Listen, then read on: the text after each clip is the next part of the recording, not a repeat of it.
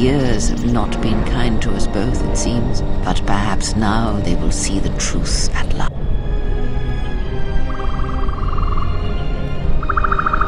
It is not as it was. But perhaps that is for the best.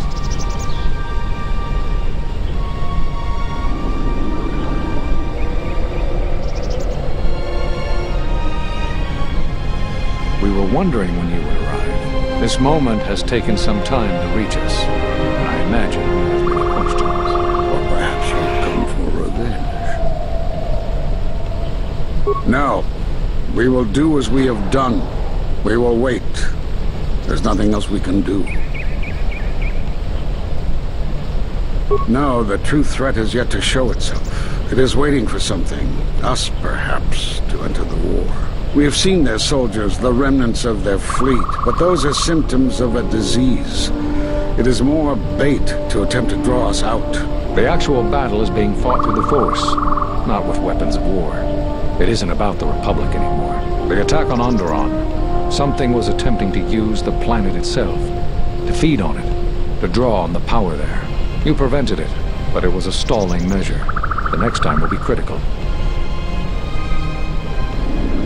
Jedi gather, if we wage war against these shadows now, then Jedi will die.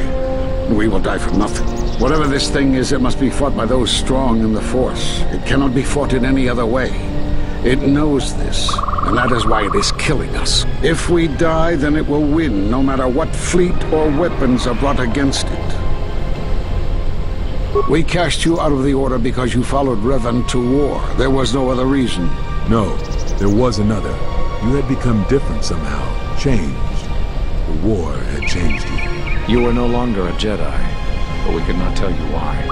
Some explanations mean nothing unless the one who suffers comes to the answer on their own. What had happened to you was punishment enough, and the Jedi do not kill their prisoners. And if you had stayed, you would have changed us, and that we could not allow.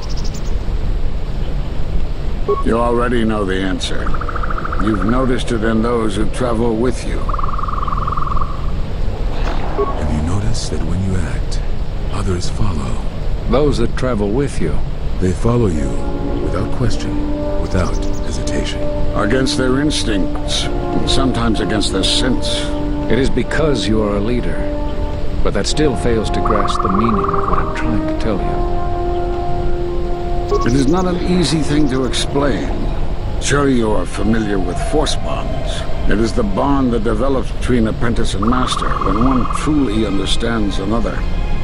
It is developed over time through understanding of each other.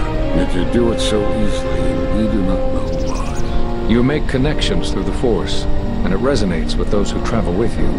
The resonance is even greater when they, too, are Force-sensitive. Your actions affect others more than you know. You draw others to you, especially those strong in the Force. When you suffer, their spirit echoes it. And when they are in pain, their pain becomes yours. We do not know, but it is not the first time you felt the weight of so many lives. And that is why the Mandalorian Wars echo within you still.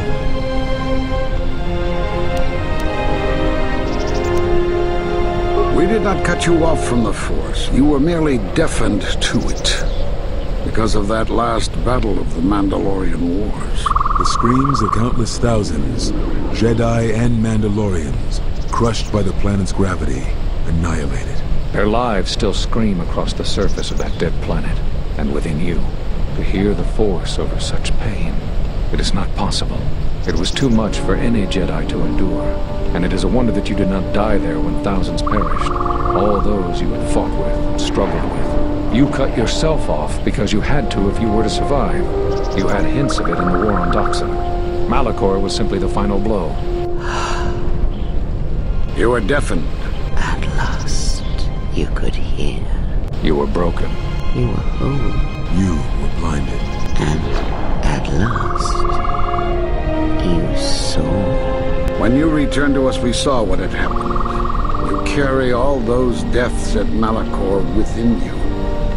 And it has left a hole, a hunger that cannot be filled. In you, we saw a wound in the Force. In you, we saw the end of the Force. Yes, you can feel the Force, but you cannot feel yourself. You are a cipher, forming bonds, leeching the life of others, siphoning their will and dominating them. It is the teaching of these new Sith to feed on others, on other Force sensitives. They are symptomatic of the wound in the Force. You are a breach that must be closed. You transmit your pain, your suffering through the Force. Within you we see something worse than merely the teachings of the Sith. What you carry may mean the death of the Force, and the death of the Jedi. So you think. It is not the strength of a Jedi you feel. He's right. It's all the death you've caused to get here. You feed on it, and you grow stronger. You're like Malachor. It's in you, it's what you are now. You must have noticed as you fought across all these planets, killing hundreds, only to become more and more powerful. Why do you think that was? But what's worse is that bonding you have. It hasn't gone away. It's gotten stronger, and the more attachments you form, the more you draw others to you. And that is why you are a threat to us all. What if other Jedi went to war as you did, suffered the same events, and emerged as you did? What if there was a crucible that trained such Jedi to consume and kill? For you, Malachor was that crucible. What's worse is these Sith that we face. I fear that they have learned the lesson of Malachor all too well. It is what allows them to prey on Force users, to become stronger when Force sensitives are near. Somehow they have learned their hunger from you. And so you have brought about the end of the Jedi, and perhaps all the knowledge of the Force. But it is of no consequence. Your ability to make such connections, such bonds so easily are why you cannot remain. You are a threat to living creatures and all who feel the Force. You will lead the Sith here, and that we cannot allow. Our judgment before remains. Exile. You must leave. And you must leave without your tie to the Force. It is a punishment reserved for only a few, and only when necessary. But we have the power to cut you off from the Force, and it must be done. Forgive us, but it is necessary.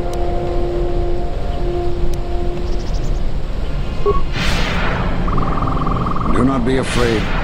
You shall feel no pain, but this must be done. As long as you feel the Force, you are a danger to those around you. Enough! Step away from her. What?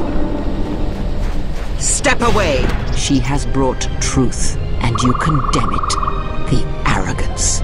You will not harm her. You will not harm her ever again. I thought you had died in the Mandalorian Wars. Die? No. Became stronger. Yes. Is this your new master, Exile? If so, then you follow Revan's path. Her teachings will cause you to fall as surely as he did. We sought to lure the Sith out, and now they have come to us. As you would pass judgment on her, I have come to pass judgment on you all. Do you wish to feel the teachings born of the Mandalorian Wars? Of all tragedies that scream across the galaxy? Let me show you. You, who have forever seen the galaxy through the Force. See it through the eyes of the Exile.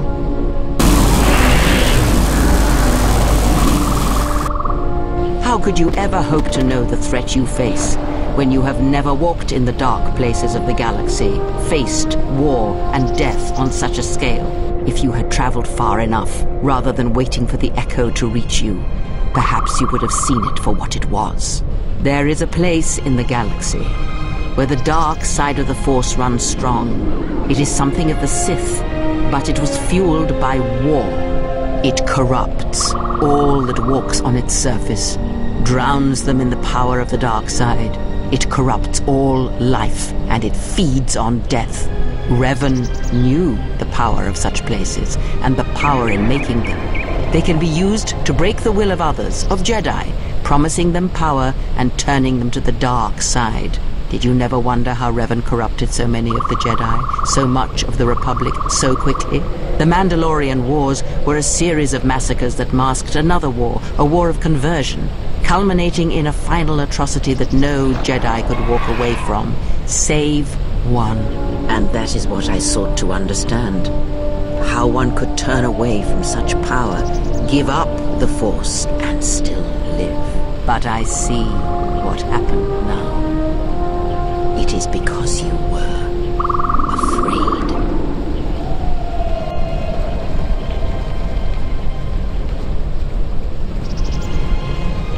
It is done. She is no more. Take me to Atris. She will have the strength to do what the Council cannot.